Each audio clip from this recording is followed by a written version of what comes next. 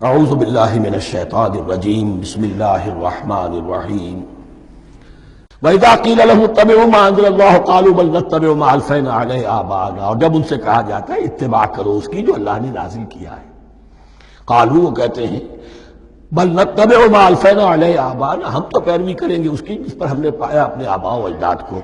اَوَ لَوْ كَانَ آبَاؤُهُمْ لَا يَعْقِلُونَ شَيْئًا وَلَا يَهْتَدُونَ، کیا وہ اپنے آباء و اجداد ہی کی پیروی کرتے رہیں گے، خواہ ان کے آباء و اجداد نہ کسی بات کو سمجھ پائے ہوں نہ ہدایت یافتہ ہوئے۔ میں نے عرض کر دیا تھا کہ سورہ بقرہ میں جہاں دعوت تیسرے رکوع کی پہلی آیت شروع ہوئی، یا ایھا الناس اعبدوا ربکم الذی خلقکم والذین من قبلکم لعلکم تعقلون، وہ بھی تو مخلوق تھے جیسے تم مخلوق ہو، تم سے خطا ہو سکتی ہے ان سے بھی ہوئی، تم غلطی کر سکتے ہو انہوں نے بھی کی۔ ومثل الذین کفروا کمثل الذی ینطق بما لا یسمع الا دعاء ونداء۔ یہاں ذرا تمثیل کے اندر ایک پیچیدگی ہے کہ بظاہر ترجمہ تو یہ ہوگا کہ مثال ان لوگوں کی جنہوں نے کفر کیا اس شخص کی سی ہے جو پکار رہا ہے ایسی چیز کو جو نہ سنتا ہے نہ سمجھتا ہے۔ ہاں یہ پتہ چلتا ہے کہ کچھ پکار رہا ہے، جانور ہوتے ہیں انہیں اور کیا سمجھ میں آتا۔ تو یہاں پہ اصل میں تمثیل میں مراد یہ ہے کہ حضور صلی اللہ علیہ وسلم اور مسلمان ان لوگوں کو جو سمجھانے کی کوشش کر رہے ہیں ان میں سے کچھ ایسے بھی ہیں کہ جو کچھ نہیں سمجھتے، دعا اور ندا تو ہے، صم بکم عمی فهم لا یعقلون، لیکن وہ بہرے بھی ہیں، گونگے بھی ہیں، اندھے بھی ہیں، وہ عقل سے کام نہیں لیتے۔ یا ایھا الذین آمنوا کلوا من طیبات ما رزقناکم، اے اہل ایمان کھاؤ ان تمام پاکیزہ چیزوں میں سے جو ہم نے تمہیں دی ہیں، واشکروا للہ، اللہ کا شکر ادا کرو، ان کنتم ایاہ تعبدون، اگر تم واقعتاً اسی کی عبادت کرنے والے ہو۔ جیسا کہ میں نے عرض کیا سورۃ الانعام میں یہ ساری چیزیں آئیں گی اور تفصیل سے۔ انما حرم علیکم المیتۃ والدم ولحم الخنزیر وما اہل بہ لغیر اللہ، بنیادی طور پر اللہ تعالیٰ نے وہ کھانے کے جو اہل عرب میں اس وقت رائج تھے ان میں سے 4 چیزوں کی حرمت کا اعلان کیا ہے، بار بار مکی صورتوں میں بار بار ہوا ہے اور یہاں پھر یہ مدنی صورت کے اندر گویا کہ آخری بار۔ انما حرم علیکم المیتۃ، اللہ نے تم پر حرام کیا مردار کو جو اپنی آپ موت مر گیا، ذبح نہیں کیا گیا، والدم، اور خون حرام ہے، نجس ہے۔ اسی لیے جو ذبح کرنے کا ہمارا طریقہ ہے وہ یہ ہے کہ صرف گردن کو کاٹا جائے تاکہ اس میں شریانے وغیرہ کٹ جائے اور اکثر جو ہے خون جسم کا نکل جائے۔ اگر جھٹکا کیا جائے جیسے سکھ کرتے تھے، ایک ہی تلوار کے وار سے گردن اڑا دی بکری کی، یا یہ کہ جیسے کہ یورپ وغیرہ میں ہوتا ہے، تو پھر وہ خون اندر رہ جاتا ہے جسم کے، اس کے اندر پھر وہ اینٹھن نہیں ہوتی اس حیوان کے جسم میں کہ جس سے خون جو ہے وہ باہر چلا جائے۔ تو وہ لحم الخنزیر، اور تیسری چیز ہے خنزیر کا گوشت، اور چوتھی چیز وما اہل بہ لغیر اللہ، اور وہ کہ جس پر پکارا گیا ہو کسی کا نام اللہ کے سوا۔ اب اس میں ایک چیز تو یہ ہے کہ جسی شے کو ذبح کرتے ہوئے کسی بت کا، کسی دیوی کا، کسی دیوتا کا تذکرہ کیا وہ تو حرام مطلق ہو ہی گیا، اس کا گوشت کھانا حرام مطلق ہے۔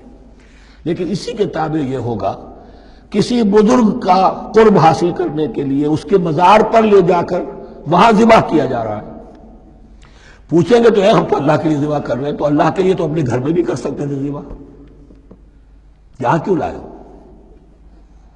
اس کو تم نے کسی اعتبار سے اس صاحب قبر کا جو ہے اس کا تقرب حاصل کرنے کا ذریعہ بنایا۔ یہ چیزیں بھی اسی کے تابع ہو جائیں گی۔ اللہ کے لیے کرنا تو ہر جگہ کر سکتے ہیں، ہم تو صرف ایصال ثواب کے لیے کر رہے ہیں، تو اپنے گھر میں بیٹھ کر کرو گے تو کیا ایصال ثواب نہیں ہو جائے گا؟ ٹھیک ہے اللہ ہم یہ خرچ کر رہے ہیں، ہم نے یہ جانور ذبح کیا ہے تیرے لیے، اس کا ثواب جو ہے فلاں کو پہنچا دے۔ یہ ہے 4 چیزیں بنیادی طور پر۔ فمن اضطر غیر باغ ولا عاد، ان میں بھی ایک رعایت ہے، اگر کوئی مضطر ہو گیا ہے، مجبور ہو گیا ہے، جان نکل رہی ہے اور کوئی شے کھانے کو نہیں، لیکن 2 شرطیں پوری ہو، غیر باغ ولا عاد، وہ اس حرام کی طرف رغبت نہ رکھتا ہو اور نہ جو ناگزیر حد ہے جان بچانے کی اس سے آگے بڑھے۔ صرف جان بچانے کے لیے مردار کا گوشت بھی کھا سکتا ہے، سور کا گوشت بھی کھا سکتا ہے، جو بھی چاہے جان بچانے کے لیے یہ رک سکتے ہیں، لیکن اس شے کی طرف کوئی رغبت اور میلان طبیعت میں نہ ہو۔ یہ اللہ تو جانتا ہے، اگر تو معاملہ اس سے ہے تو اس سے تو چھپی ہوئی بات نہیں، اور جتنا ناگزیر ہے جان بچانے کے لیے اس سے آگے نہ بڑھے. فلا اسم علیہ، ان دو شرطوں کے ساتھ جان بچانے کے لیے حرام چیز بھی کھائی جا سکتی ہے. ان اللہ غفور الرحیم، یقیناً اللہ غفور الرحیم ہے. ان الذین یکتمون ما انزل اللہ من الکتاب ویشترون به ثمنا قلیلا، یقیناً وہ لوگ جو چھپاتے ہیں اس کو جو اللہ نے نازل کیا ہے کتاب میں سے اور فروخت کرتے ہیں انہیں بہت حقیر سی قیمت پر، اولئک ما یاکلون فی بطونہم الا النار، یہ لوگ نہیں بھر رہے اپنے پیٹوں میں مگر آگ. ولا یکلمہم اللہ یوم القیامہ، اللہ ان سے کلام نہیں کرے گا قیامت کے دن. ولا یزکیہم، نہ انہیں پاک کرے گا. ولہم عذاب علیم، ان کے لیے دردناک عذاب ہے.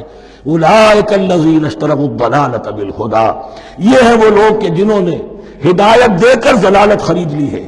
والعذاب بالمغفرہ، اور مغفرت اللہ کی اپنے ہاتھ سے دے کر عذاب خرید لیا ہے. فما اصبرہم علی النار، تو کتنا ہے ان کا حوصلہ آگ کے لیے. بڑے صابر ہیں اس جہنم کی آگ کے لیے، کس طرح تیاری کر رہے ہیں. ذالک بان اللہ نزل الکتاب بالحق، یہ اس لیے کہ اللہ نے تو کتاب نازل کی حق کے ساتھ. وان الذین اختلفوا فی الکتاب لفی شقاق بعید، اور یقیناً جن لوگوں نے کتاب اور شریعت میں پھر یہ پگڈنڈیاں نکالی، اختلاف کی، وہ بڑی ہی دشمنی میں اور بڑی ہی شقاوت کے اندر مبتلا ہو گئے. صدق اللہ العظیم.